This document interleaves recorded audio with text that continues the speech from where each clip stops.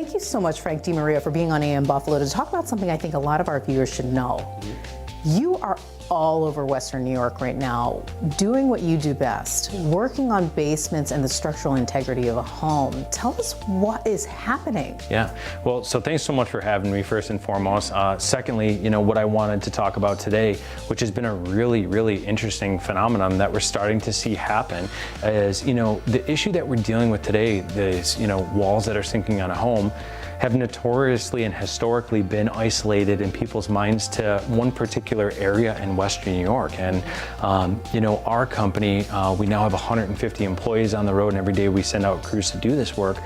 We're seeing this problem affect the communities all over Western New York. So not just the East Amherst, we're seeing Tonawanda, Cheektowaga, Angola, Grand Island. And, for whatever reason, as time goes on, homes are getting older, the soils are changing. This problem is really impacting a lot of other communities that haven't historically been affected. And this is going to sound really scary for a lot of folks at home, but what we're literally talking about are homes sinking into the ground. Yeah. So what ends up happening is, there's a multitude of reasons why this happens. All right, but it all boils down to the soils, and it all boils down to soils deep down in the earth that have compacted and layered over time.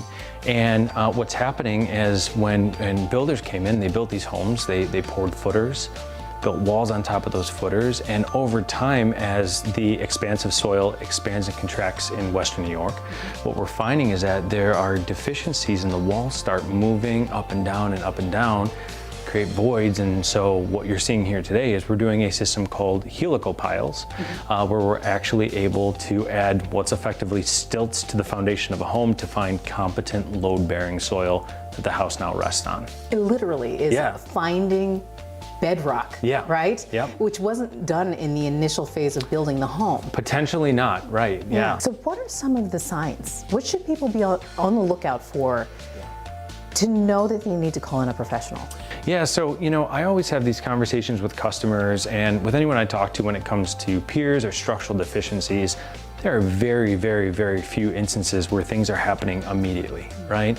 It's a slow progression over time, and you generally need a catalyst or something for total failure, right? So the majority of our customers aren't in huge danger of, walking down and seeing a whole wall collapse in. But at the end of the day, there are small signs, and they usually take shape in forms of cracks coming out of corners, horizontal cracks, and then there's different stages of wall failure.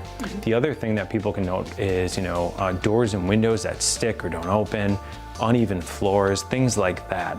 And what I always tell everyone is, it could just be a simple wall fracture. Scott, you've been at this for several days now. Tell us exactly what is happening. Well, basically, you can see the cracks in the wall. There are cracks in the floor. There's cracks and things outside that lead you to come to the conclusion that the wall is settling.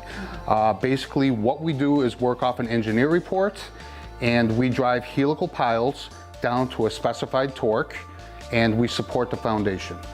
One of the things that we do and do every single time is we always bring in a structural engineer who has a obligation on behalf of the homeowner.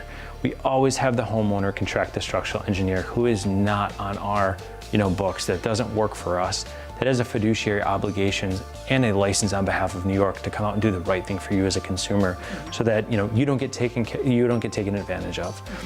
Before anyone panics or goes into like, oh my gosh, right? We always say, let's utilize the tools that we have, get a design specialist out there, get a structural engineer out there, get the municipality involved, do the right permitting process, and then create a design that we know for the longevity this house is going to stand, backed by our warranty, which is completely transferable. Oh, goodness. Thanks so much to Frank's Basements for making sure that we know what to look out for, because, on the average, we're just looking at our basements going, they're all right. But when that water starts flowing through, you start asking questions. And on a day like this, you really need to start thinking about protecting your home and your investment.